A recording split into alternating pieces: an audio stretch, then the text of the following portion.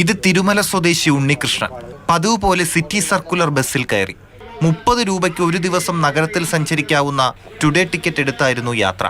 എന്നാൽ മെഡിക്കൽ കോളേജിൽ നിന്നും ബസ്സിൽ കയറി ടിക്കറ്റ് കാണിച്ചപ്പോഴാണ് കാര്യം മനസ്സിലായത്. ഞാൻ ആൾറെഡി 30 രൂപ കൊടുത്ത് ടിക്കറ്റ് എടുത്തിരിക്കുകയാണ്. എന്നിട്ടും എന്നോട് ആവശ്യപ്പെട്ടത് വീണ്ടും ഞാൻ ടിക്കറ്റ് എടുക്കണമെന്നാണ്. ചോദിച്ചപ്പോൾ പറഞ്ഞത് ഇതിപ്പോൾ പോയിൻ്റ് ടു പോയിൻ്റ് സർവീസാക്കി എന്നാണ് പറഞ്ഞത്. അപ്പോൾ ഈ പോയിൻ്റ് ടു പോയിൻ്റ് സർവീസിൽ ഈ ടുഡേ ടിക്കറ്റ് അലൗഡ് അല്ല. അതുമാത്രമല്ല, ഈ ടുഡേ പോയിൻ്റ് ടു പോയിന്റിൽ തന്നെ 10 രൂപ ടിക്കറ്റല്ല, അതിൽ കൂടുതൽ വരുന്ന ഡിനോമിനേഷൻസും ഉണ്ട്. സംഭവത്തെക്കുറിച്ച് പേരൂർക്കട ഡിപ്പോയിൽ വിളിച്ച് അന്വേഷിച്ചപ്പോഴാണ് circular bus point to point ബസ്സാക്കി മാറ്റിയ വിവരം ഉണ്ണികൃഷ്ണൻ അറിയുന്നത്.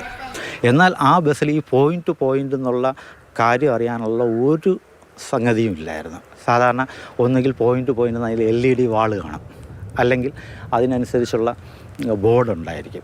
അതങ്ങനെയൊന്നുമില്ല. ഒരു ചെറിയ ഹിൻഡ് പോലും തരാതെ സാധാരണ സർക്കുലർ ബസ് പോലെ വന്ന ആ ബസ്സിലാണ് ഞാൻ കയറിയത്. ഉണ്ണികൃഷ്ണന്റെ അനുഭവമാണ് കേട്ടത്. ഇതുപോലെ സിറ്റി സർക്കുലർ സർവീസുകളിൽ ഏത് സ്ഥലത്തേക്ക് പോകാനും 10 രൂപയാണ് ടിക്കറ്റ് നിരക്ക്. പോയിന്റ് ടു പോയിന്റ് സർവീസുകളിൽ സ്ഥലത്തിനനുസരിച്ച് നിരക്ക് മാറും. എന്നാൽ സാധാരണ സർവീസുകളേക്കാൾ നിരക്ക് കുറവുമാണ്. ഗതാഗത മന്ത്രി KB ഗണേഷ് കുമാറിന്റെ നിർദ്ദേശപ്രകാരമാണ് സിറ്റി സർക്കുലർ ബസ്സുകളിലെ ഈ പരിഷ്കരണം. ഏതാണ്ട് 30 കിലോമീറ്റർ ദൂരമാണ് ഇലക്ട്രിക് വാഹനങ്ങളിൽ ഈ 10 രൂപയ്ക്ക് ഓടുന്നത്. അത് മറ്റേ റേറ്റ് കൂട്ടിക്കഴിഞ്ഞാൽ ഏതാണ്ട് 40 രൂപയോട് അടുപ്പിച്ച് വരേണ്ടതാണ്. അപ്പോൾ ഈ ഒരു സാഹചര്യം ഉണ്ട് എന്നുള്ളത് യാഥാർത്ഥ്യമാണ്. എന്തായാലും ബഹുമാനപ്പെട്ട മിനിസ്റ്റർ ആ കാര്യത്തിൽ ഇടപെടുമെന്നാണ് ഞാൻ പ്രതീക്ഷിക്കുന്നത്.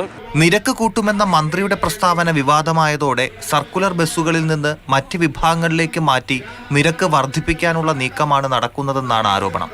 ഇലക്ട്രിക് ബസ്സുകൾ മാറ്റുന്നതിനെതിരെ ആദ്യം രംഗത്തെത്തിയ VK പ്രശാന്ത് MLA മണ്ഡലത്തിലെ പേരൂർക്കട ബസ് സ്റ്റാൻഡിൽ നിന്നാണ് പരിഷ്കരണം തുടങ്ങിയത്.